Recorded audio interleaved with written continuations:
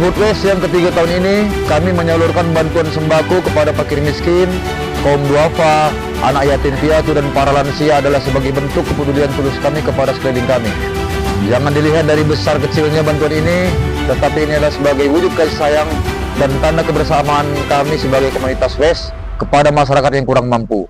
Saya selaku Ketua Umum West mengucapkan berterima kasih yang sebesar-besarnya kepada seluruh anggota West, termasuk juga kepada Ketua Brastagi, yaitu Bang Milala Purba, yang telah mendukung penuh atas kegiatan ini sehingga acara ini berjalan dengan lancar. Semoga komunitas West semakin solid dan terus membawa manfaat bagi kepada masyarakat sekeliling kami. West setia! West setia! Ya.